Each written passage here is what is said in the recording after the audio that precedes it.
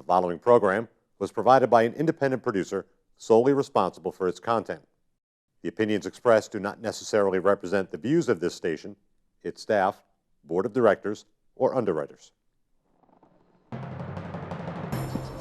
Every day, citizens around the country are faced with new dilemmas.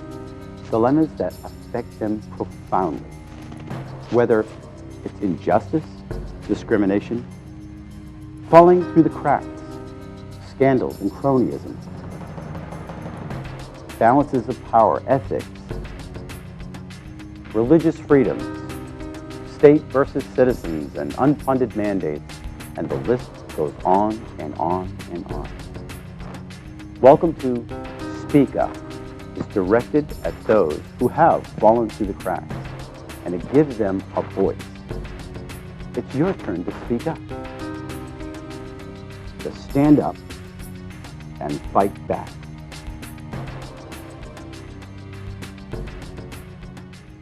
Welcome to another episode of Speak Up. I'm Kevin Avard, and I'm a senator, and I serve here in New Hampshire. And today is going to be another topic about the family courts.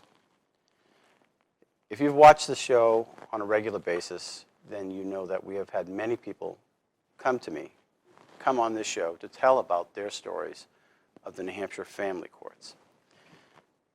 I thought it was just, in the beginning, a problem here in New Hampshire, but it's far-reaching across our country. This problem with the family courts is across the country, and from what I understand, even across the globe. Whether it's parental alienation, a father not being able to see his child, or a mother being separated from her children. We've seen where abuses have happened to even partners that have been married in the same sex, where the distribution of law has not been equally fared out, or the equal protection under the law. Something has to be done. Today, we have a guest who serves in the military. He's a captain in the New Hampshire National Guard, and he has a story to tell. Because now, when you look at those that are putting their lives in jeopardy, and they're overseas because of orders, for a judge to take that person and separate them from their children in a divorce process does irreparable harm both to the child and to the parent. Today's guest is Captain Benjamin Leonard of the New Hampshire National Guard. Yes, sir. Thank you for your service, and thank you for coming on the show and telling your story. What happened with you is happening to other people as well, as we've discussed offline, friends that you know that are going through the same system here in New Hampshire. Something happened to you in another state, but you're still affected with it, even though you serve here in New Hampshire. Absolutely, sir. This is an issue nationwide, and as you said, worldwide, and service members are dealing with this issue on a daily basis, and hundreds or thousands of service members have had to live through this or are living through this, and it's just heart-wrenching. And as you said, it impacts not only the families but the child most. Now, you've served in Iraq?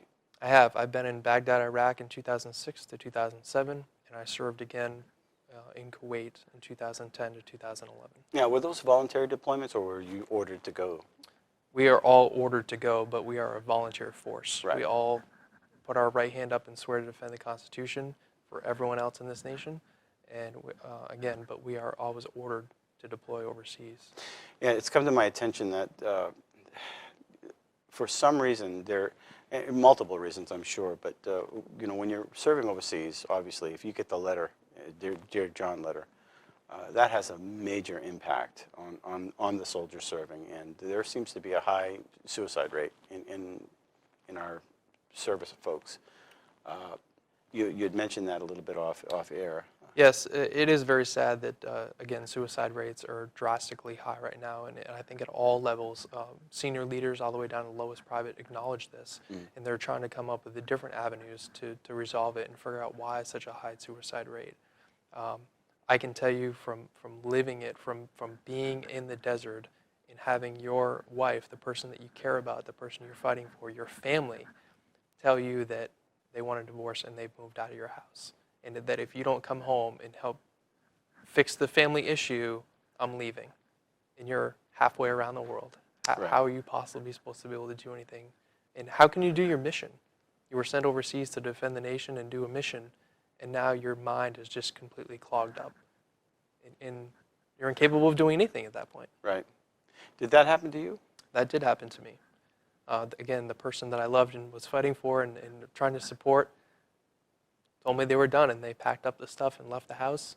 And at that point, the furnace wasn't running, the dogs were in the cage in the house, and the house was abandoned.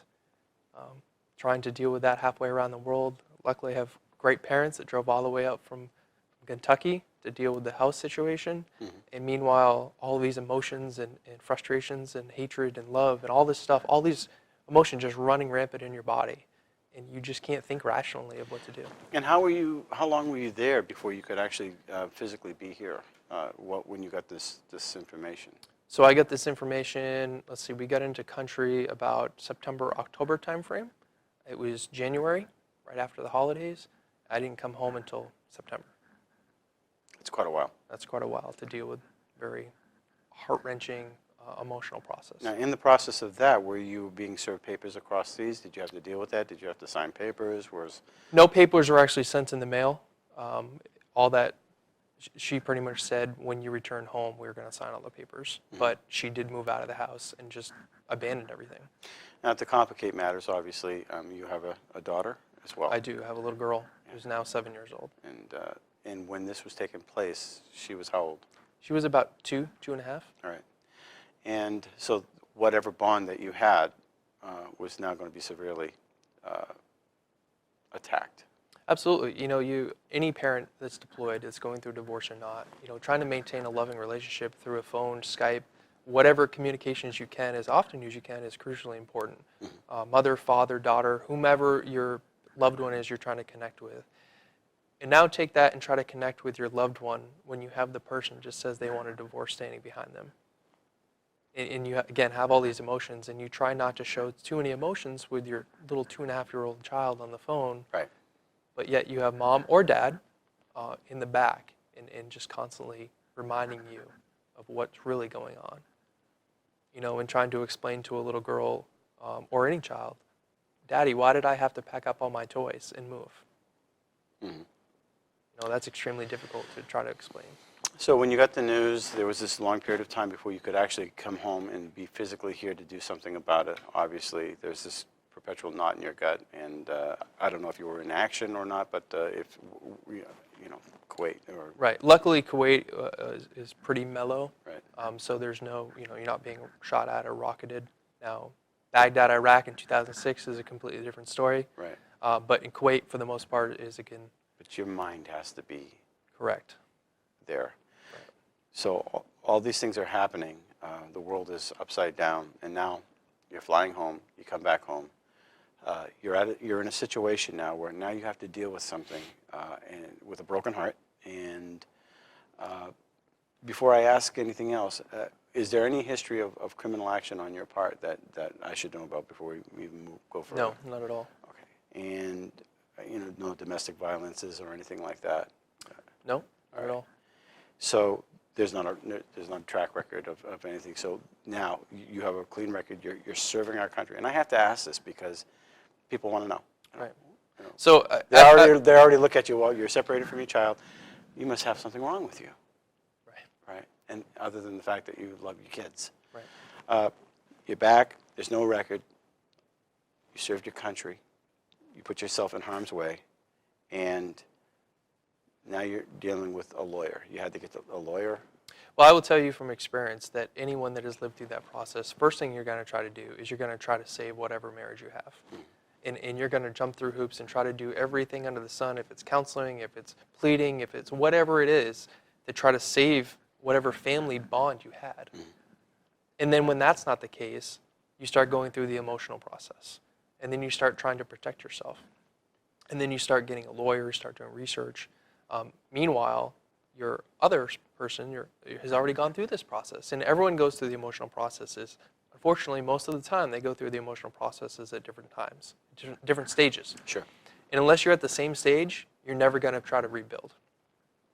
So coming back from the deployment, trying to save whatever I had wasn't going to happen. So then I get mail divorce papers. And then going through that whole process of the divorce. Now, in my particular case, the divorce was filed in a different state because, again, she moved out of New Hampshire to a different state with my daughter and had to go through a different state, which makes things even more complicated. So how did you go from that point on? Did you get a lawyer from that particular state, or did you? So I did. I got a lawyer from that particular state that had a little bit of military-based knowledge. Now, I will tell you that for the most part, lawyers do not understand military. Unless you lived it, unless you've had a uniform on, it's very hard to understand. And there are laws and regulations that are in place to protect service members, men or women. Mm-hmm. But unless you specialize in that field, you don't know, or you don't have a focus to look in that area. So as far as your expectations at this point, then, okay, well, you can't fix it. You're going to have to go through the process. Were you expecting at least a period of time where you would at least see your daughter on a regular basis? That was part of your expectation? Absolutely. So let me back up a little bit. So prior to me leaving on this deployment in 2010, for the most part, I thought we were a pretty happy couple. Wake my daughter up, get her dressed, bring her off to daycare, pick her up from daycare, bedtimes, all the great things that loving families do together. When I left for a deployment, again, trying to contact my daughter as much as possible, make her, through Skype, phone conversations, whatever we could do while you're overseas, to coming home from this and dealing with this, and now I only see my daughter on the weekends because she's living with mom during the week and going to a different daycare. So I instantly went to a weekend dad. And then as the process went on, because of the court systems, time started getting hacked even more and more and more until where I am here today, which I have about 68 days a year. Okay. And so to back up a little bit, you obviously were on deployment. You came back. The allegations came, correct? Yes, so we went through the divorce process, which there was a guardian ad litem that was appointed. Mm-hmm. I will tell you that the guardian ad litem was completely biased. She completely believed everything that mom had to say. Mom at that point actually brought up false allegations of domestic violence, disputes, physical violence, all of this, anything under the sun you could think of that came up. Mm-hmm. Never happened. There was no paperwork, no record because it never happened. No police records, no... Nothing, absolutely nothing. But it came up, and it's very easy for anyone to bring. Now, why would she do that? I think because it's easy to bring up, and it's easy to pull on somebody, have someone to believe you when you instantly say domestic violence. When anyone hears the word domestic violence, you instantly think abusive relationship, he must beat his wife, she must live, or child, they must go through hell, and that's why she divorced him. Okay. It's just, it's bad words that instantly bring up people's thoughts. And through the process, you were exonerated of any type of Absolutely. Absolutely. accusations. And however, before that, though, during the guardian ad litem's report, the guardian ad litem called me the definition of the wheel of power and control. And her report was completely outrageous, saying that all I do is power and control my ex-wife, and that I'm not a good influence on my daughter. And again, I don't have it with me here today, but it was completely one-sided and biased. how much time did she spend with you? That particular guardian ad litem spent about an hour and a half with me. Interesting. Can I ask you how much it cost? Cost about, about $5,000. Interesting. And that was about an hour interview of just you? Of just me. She interviewed my family, my parents, along with some friends of the family that also were babysitters of my daughter. And then the rest were all with my ex-wife and her family. Interesting. Okay, so now you're about 65 visits per year rather than equal parenting, having not been found guilty of any type of violent history or anything of that nature, obviously there's a child support having that you'll have to take care of as well. Absolutely. And can you explain where you go from here? So let me fill in a little bit of the gap there. So from the time that we get divorced, which the divorce, unfortunately, I don't care what state it is, takes over a year. In my case, it took about a year and a half. So in the meantime, trying to rebuild my life, I started dating now my current wife, and we got remarried, and we have a beautiful wife with new children. Her stepson, my stepson, her son, and my daughter are very close. They've been together for about 4 years, and they grew up together. They're only 6 weeks apart in age. So move the timeline up a little bit. So my ex-wife told me that she wants to relocate with her new husband, in which she had only physically met twice. So let me put you in a situation. So you're dating someone who you've only physically met twice. Your daughter has never even met him in person. The first time that you physically introduce your daughter to your new significant other, 3 days later, you're married. Don't you think that's going to have a dramatic impact on that daughter, on that little girl's life? Especially if you're being separated from your biological father. Correct. Correct. And she did marry a military man. She married an active duty Air Force person. So she told me that she was going to relocate to Virginia. So I said, I don't think this is what's best for our daughter. Our daughter is completely rooted here in New Hampshire and Maine. All of our extended family, everyone is here, including her family. Okay, aunts, uncles, grandparents are all very, very close, have all helped raise this little girl to who she is today. None of that mattered. So I just went through not only all the heartache, cost, court systems of a divorce, but now, about 2.5, 3 years later, let's do it all over again for a child relocation case. And I will tell you that child relocation cases are just as emotionally stressful as a divorce. May I ask how much that cost you? About lawyer fees, about $20,000. Only to say goodbye. Only to say goodbye and get even less time with my daughter. Now, you had brought up some established law, I believe something that passed actually in 2015. Do you want to mention that? Yes, I would love to take this opportunity to share, because I believe that there's not a lot of information that is being put out that's publicized to help service members. So, according to I'm going to read this verbatim. According to the FY 2015 National Defense Authorization Act, state courts will no longer be able to alter custody agreements while a military parent is deployed, and they will not be able to use past, present, or future deployments against military members in custody disputes. If a motion or a petition is filed seeking a permanent order to modify the custody of a child, a service member, no court may consider the absence of the service member by reason of deployment or possibility of deployment as the sole factor in determining best interest of the child. Now, when you lost custody or equal custody or whatever custody that you had, was that brought up into consideration? So while I was on the stand for the child relocation case, her lawyer completely degraded me for being a service member and going off on deployments, on, as she put it, volunteer deployments, leaving a mother and child behind to have the mom raise the child on her own.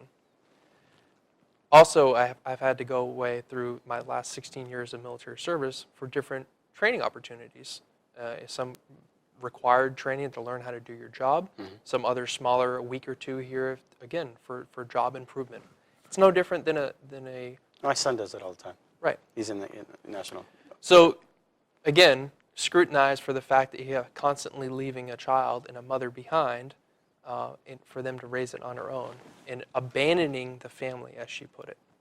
And that was brought into the consideration of the child relocation then, obviously, in the hearings, and you have the transcripts for that as well. Yes. Did you bring up the fact that this was established law and that in doing so and changing the parenting plan, if you will, based upon the fact that you're in the military, would be a violation of the law? Right. I didn't actually have this law until after the case because, again, I felt so scrutinized and so black-marked for being a service member that I started doing more research, and that's when I found this. And I wish I would have known this prior to. And to the point where, again, in the judge herself actually wrote that Mr. Leonard goes off on numerous volunteer training and deployment opportunities, leaving mother and child behind, in an order. The judge said that. The judge said that. And are you able to go back now and challenge that order? There is a process in the state that I'm dealing with this where you have to go. It's kind of like a reconsideration, and then you give that same judge who has already told you what he or she's going to do an opportunity to re-look at it. Now, is there a JAG officer that can help you? I mean, obviously your civil rights are being violated, again, by the family courts and demonizing you in the process. Doesn't the full-time serviceman have to do the same thing that you do? Absolutely. I would think even more so, right? Right. I will tell you that JAG, for the most part, I'm not a JAG expert, I can't speak, but for family matters, they prefer if you get your own lawyers and go with that aspect. The JAG lawyers are there for resources, and they are great assets to lean on. But again, they try to stay for military matters. But they do try to steer you in the right direction of folks that may know knowledge about this. To me, this is a military matter. When somebody's deployed and they're holding a gun and they just found out that they could potentially lose their children. Right. Bad things happen. Right, absolutely. Bad things happen either to our soldier or other soldiers. Something snaps when you take somebody's child. I've asked that question to many people in the past. You know, supposing a judge just said, you're not going to have your child. You didn't commit any crimes. You didn't do anything bad or foul. It's just that it's going to work out that way. Maybe it feeds a particular lawyer that the judge likes, right. Or the guardian ad litem, or psychologist, or somebody. But you're no longer going to be able to see your child. I ask anybody off the street that loves their children, anybody, how would they react? And yet our courts do this on a regular basis, time and time and time and time again. I would love a judge to come on this show from New Hampshire. Judge Michael Ryan, Judge Moore, Judge Albee, Judge Love, Judge Lewis, anyone, come on the show and defend this. Defend it. It's time that we overhaul our court system so that it actually works for the people that it's supposed to serve, rather than rape them and from their children. The best interest of the child, you know as well as I know what the Supreme Court has settled. And it is both parents. Unless there is provable reason why one parent is unfit, and it has to be adjudicated.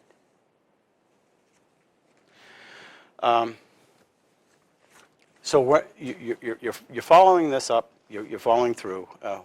You wanted to come and speak on this show because there are other servicemen and women that are falling through the same hoops. They're jumping through the same hoops. They're falling through the same cracks. They're being abused emotionally, spiritually, physically by having their most precious person in their life, both their spouse or their child, totally ripped out from them. Absolutely. And I will tell you, this is happening on a daily basis. Hundreds of thousands of service members, all branches of service, have lived through this and are going through this. And I believe when you're living it, you don't realize that there are some resources to assist you in the process. Mm-hmm. But most importantly, just having someone to talk to and in finding out the right laws to protect you. And your children. And your absolutely. We've had numerous people on this show. We have Linda Gottlieb and others who have talked about the consequences of this parental alienation. Not only is it devastating to one of the parents and their extended family, who are no longer going to be part of this little child's life, their support system. Right. The long-term effects Have you ever watched Intervention? Yes, absolutely.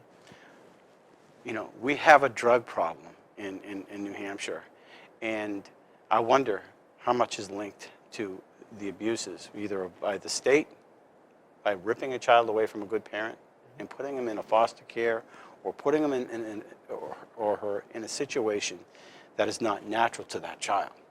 And they grow up. But according to Linda Gottlieb, a professional psychologist, has been studying this for years, that 70% of the violent crimes that happen in America are somehow related to parental alienations, which is facilitated by the family courts. And it has to stop. Absolutely. So you said there were some avenues where people can find some support. Yes, there's a new program called the Veterans Law Project that was just currently established. Matter of fact, I was just told about this not too long ago from a retired general. And essentially what this program is, from what I understand, is just something that's been founded under the Veterans Foundation to assist service members that are going through any type of legal action. And you can apply for pro bono rates, discounted rates, or even just different resources that get available. This is a New Hampshire only. I hope other states kind of catch on board with something similar to this. But again, it's called the Veterans Law Project. I will tell you, along with that there are few and far between organizations out there, and call them father support groups, call them mother support groups, or parent support groups, of just resources you can lean towards. There's ones called like Fathers First Justice, for example. Very familiar with it. Absolutely, it's a very great program, a lot of great resources. Matter of fact, I've actually started my own Facebook group to help. There's so many fathers just in my little small community called New England Fathers' Rights. Why isn't there a class action suit against the family courts for violating individual civil rights? Not only for the fathers and the mothers, because I do believe that mothers are suffering equally under this. There are cases over and over. I've interviewed them myself, where there should be a call for a class action suit against the civil rights, not only of the parent, but of the child that is being separated from that parent, that loving parent, Right. unlawfully. Yet somehow these courts of equity, they're called, are allowed to circumvent individuals' civil liberties by taking their most precious asset, their child. The courts didn't make those children. You made those children. They're part of your flesh and blood. Absolutely. There's nothing in the Constitution that guarantees or gives them the right to do that. Right. And now you're putting a dollar value, in my case, a dollar value on how often you can see your own child. And you get to steer, is it financially? Do I go bankrupt, or do I see my child? And where's the balance? And they give you that, and they leverage. And they leverage that. And I hear these stories over and over and over again. Then I hear the stories where people say, "Well, Senator, if I come on your show, or if I speak out, or if I make too many waves, the judge said, well, we'll make you on a special case. There's a list, complicated cases of some sort. That's where they're going to punish you." Or their attorney will say, "Well, if you say something, I'll never win a case. If you go on that show again and mention my name, I'll never win a case again." Right. Which says that the judges aren't necessarily looking out in the best interest of the child. Correct. Correct. And I will tell you, I'm going to use an example from my hearing, that I proposed to the judge, Your Honor, if I was able to get custody of my daughter, I will pay for all travel costs associated with making sure my little girl gets to see her mom as frequently as absolutely possible. Not to mention the fact that her mom has family up here, so come up here very frequently, has living arrangements, cars, all that assets. Sounds like a Solomon moment to me. So, What's in the best interest? but again, I said I will take care of all travel costs. Mom doesn't have to worry about that. School vacations, summer times, holidays, whatever the case may be. Do you think that was the outcome? Absolutely not. Absolutely not. So now, not only does my child support go up, I'm responsible for a majority of the travel cost just to get my daughter up to see the rest of her family. And when I say family, not only me and my children, but her grandparents, her aunts, her uncles. And not only that, a judge, somebody wearing black, sitting on a stand, telling anybody how often you can see your child and what holidays you can see your child. Based upon what law? Best interest of the child, apparently. It's time that the people speak up, and there needs to be some changes. And we tried to change that a few years back with a constitutional amendment, and we'll probably have to reintroduce it, but that would be a modest change with just the rulemaking authority of the courts. The fact that they do not clean up this mess and that children are being violated, their civil rights are being violated, it's time that the people speak up. Everywhere you turn, every corner, you know somebody who's been divorced. There's a possibility, if there's children in that family, that they're being abused somehow by our court system. So I'd like to share a story from a very dear friend of mine who just lives down the road, who unfortunately is going through a very terrible divorce also. Military? No, he's not the military, but he was a police officer, so public servant. We've had them on our show as well. He, great dad, very much involved in the community, little league, soccer, any sport you can think of, he's coached them all. Going through a terrible divorce, his soon-to-be ex-wife has accused him of every possible drug you could ever think of, domestic violence, of alcohol problems, you name it. And she said that he has all these problems, to this point where he's spent $40,000 getting all these tests, proving all this stuff. He's lost his job because he had security clearances of even though they weren't proven, any allegations that he couldn't work in that particular company anymore. Okay? The slander just basically killed him. Right, absolutely. So to the point where he's almost lost his house, he lost his truck. He finally just went to court, and in front of a jury, all charges were acquitted because he had all this proof. But it shows you that you're guilty until proven innocent. Right. He just lost everything else. Oh, not to mention that his own children couldn't see him during this process. Couldn't see your kids because you've been accused of a crime that you didn't commit. And I really think that there needs to be a balance here, because if you're being falsely accused, there needs to be something to remedy that. Because there are people that are actually suffering under true domestic violence. Absolutely. And so now, if you're being falsely accused of it, the hammer's coming down because nobody wants to tolerate it. And we understand that. It shouldn't be tolerated. However, equally, in equal protection under the law, if you're falsely accused, there needs to be a consideration for that and a punishment for that. He was told that he can go through the criminal courts and file criminal charges. But again, at what point is he going to continually spend more money and maybe get something else in the end? Right. Or at what point do you just give up? Exactly. And how much can a person withstand? To what end do you break the will and the spirit? I mean, is that what is the intent here in the process? Well, if you're going to buck the system, if you're going to actually stand up for your rights, we're going to punish you. Right. And that whole spirit has got to change. Absolutely. You know, I've seen too many stories and met too many people that unfortunately this is a very emotional roller coaster. Divorce, child relocation, getting accused of all these things that you're not. You just ruined your whole character. Your name has been destroyed. And now you have to protect yourself and keep going. But I will tell you from experience, from living it, you can't give up on your children. No. And you got to think about what is the best future possibility. And at some point, your child will know the truth. You know, and you have to do everything you possibly can to maintain a relationship with your child, if that means sending packages in the mail, sending letters, you know, phone calls. And unfortunately, even if mom doesn't pick up, I've lived there, keep calling. Keep sending letters, and you hope that your daughter's getting them on the other end. Yeah. We've heard stories where individuals are accused or falsely accused, and the judge would have a sealed envelope. And, Mr. Johnson, you're not going to be able to see your child because of what's in the sealed envelope. And, well, may I see what's in that envelope? No. What do you do with that? What do you do with that? And there are other cases where we've seen that. Mr. Vandenberg as well, a sealed envelope, a supposed letter that the daughter wrote, but the father was not intended to see, according to the judge.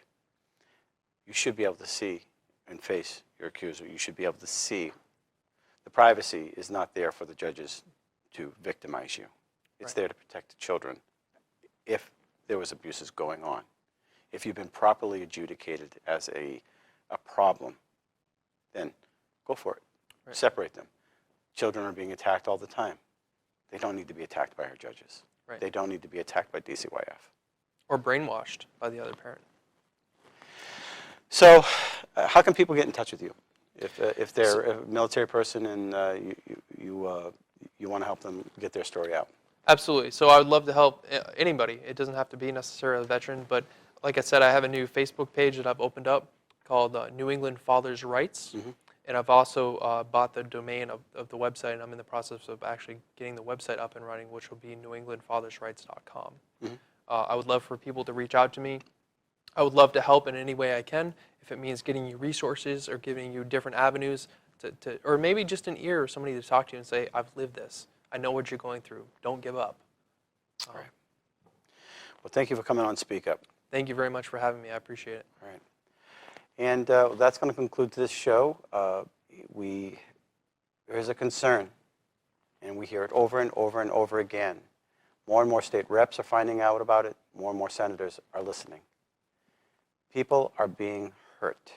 Children are being hurt as a direct result of the callous nature of the New Hampshire family courts.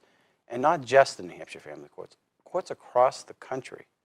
There is a syndrome which says that your children are merchandise for the legal system. These are very cutting words, and I'm very serious about them. Too many people are being hurt. We need to do something about it. Until next week, thanks for watching Speak Up. Thank you for watching Speak Up, and we want to thank our sponsor, Avard, the Dean of Clean, the carpet cleaner in the Nashua area. If you want to contact them, call 603-521-7657. Thanks for watching. The preceding program was provided by an independent producer solely responsible for its content. The opinions expressed do not necessarily represent the views of this station, its staff, board of directors, or underwriters.